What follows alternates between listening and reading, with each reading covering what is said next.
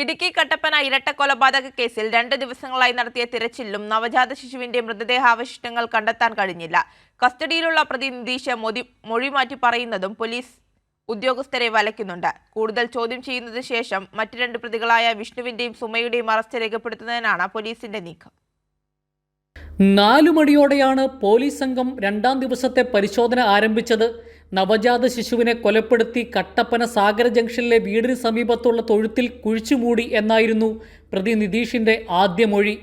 ഇരട്ട കൊലപാതക കേസിലെ പ്രതി നിതീഷിനും കൊല്ലപ്പെട്ട വിജയൻ്റെ മകൾക്കും രഹസ്യബന്ധത്തിൽ 2016 ജൂലൈയിൽ ഉണ്ടായ ആൺകുഞ്ഞിനെയാണ് ശ്വാസം മുട്ടിച്ച് കൊലപ്പെടുത്തിയത്. വിജയൻ്റെ മകളുടെ കൈക്ക് ഉണ്ടായിരുന്ന വിറയൽ പൂജയിലൂടെ മാറ്റാമെന്ന് വിശ്വസിപ്പിച്ചാണ് നിതീഷ് ഈ കുടുംബവുമായി അടുത്തത്. മന്ത്രവാദവും പൂജകളും നടത്തി ഇയാൾ കുടുംബത്തിൻ്റെ വിശ്വാസം പിടിച്ചുപറ്റി. ഇതിനിടയിൽ വിജയൻ്റെ മകളും നിതീഷുമായി അടുപ്പത്തിലായി. പിന്നീട് വിജയൻ്റെ മകൾ കട്ടപ്പനയിലെ സ്വകാര്യ ആശുപത്രിയിൽ ആൺകുഞ്ഞിന് ജന്മം നൽകി. ആശുപത്രിയിൽ തെറ്റായ മേൽവിലാസമാണ് നൽകിയത്.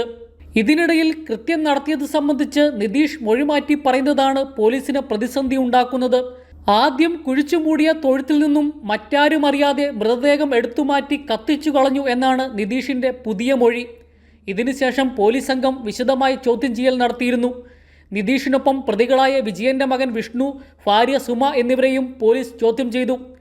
തൊഴുത്തിൻ്റെ 70% പൊളിച്ച് പരിശോധന നടത്തിയിട്ടും ശരീരാവശിഷ്ടങ്ങൾ ഒന്നും ഇതുവരെ കണ്ടെത്താനായിട്ടില്ല.